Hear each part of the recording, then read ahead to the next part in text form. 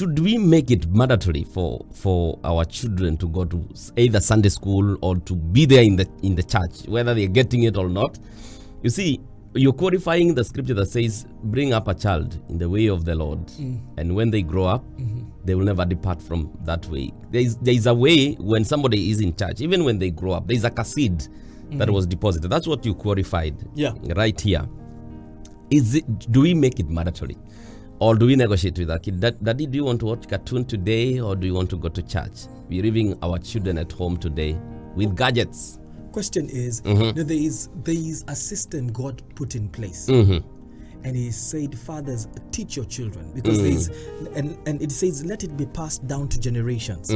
So I usually say in the formative years of your children, if you don't set the precedence of going to the house of the Lord, doing everything, you will lose those children. Because we have a tendency of normalizing things and making things comfortable for our children. And we usually have this notion, I don't want my children to go through what I went through. You're forgetting what you went through formed you and shaped you, and it shaped you. Sasa hiyo unakutanga hata mzazi anaweza ambia mwalimu watoto wangu wasichapwe. Imagine hiyo kuchapa ndio ilikufanya ukakuwa na uoga ya kusema vitu. We have a generation of young people that can challenge everything you tell them. That can challenge you even online. Unaandika kitu, wana challenge what you've said. We have a generation that questions everything. So if you want to just go the world's way, go that way. But as you do that, remember, the Muslims, for their children, madrasa is not optional. It's a must. So there is a system they're installing in their children to counter your children when they grow up. Imagine. So we want to be lax with our way of doing things, but we are losing it in the process. So in what you deny your children will challenge you later in life. In this time, in the formative years. Some of us have stopped disciplining our children. We say we are talking to them. The Bible was not wrong when it said the road. You're using dialogue. Toa story ya dialogue. Rudi bado pale kwa kiboko. It still works. Yes. I know times when they become teenagers, it's challenging. But then if you formed it early enough, even when they become teenagers, it will not be as crazy because you've already set precedents.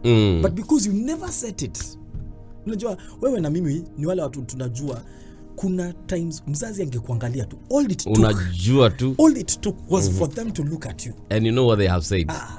Boss, nikuna time nilikuwa namcheza sana church. Nilikuwa nacheza sana church. And I was 3.5 years. And we were in the first Redeemed Gospel Church in Mathare. The first Redeemed Gospel Church. Na afu tuko huko chini na mimi nimeanza kuleta mchezo. Madha nitoa nje. Alinisotea hapo nje. Na alafu tukirudi ndani ya church akaniambia niataka kunyamaza na nisisikie. You want to cry but you can't. Point is, when I went through that, I have never played in church. Imagine. Every time you want to try, you remember. Unakumbukanga na ni miaka nyingi. Saa zingine hata mwenda ka church, saa zingine tuna meeting, saa zingine na madhi kwa hapo. Na alafu nataka kujua kuna madhi, afu nakumbuka. Ananiambia unajua naweza kupiga, nikamwambia madhi atusende hapo tena. I am this old right now. Yes. But you're still remembering. I still that remember. discipline. It did not mess us up. It helped us. Wow. Truthfully speaking, will I say I was perfect in my growing up? No. I made a lot of mistakes and issues. I had my own personal issues. But in the midst of all that, there's something within that called me. You are right. Because my dad exposed me to a God. I remembered even in the moments, my hardest moments, that I even contemplated suicide. It was those words that my dad used to speak to me that delivered me from those moments.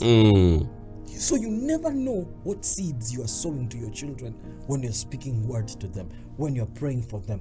Be intentional about praying for your children, raising them up, walking the journey with your children. This is Praise Radio. Get ready for the revolution.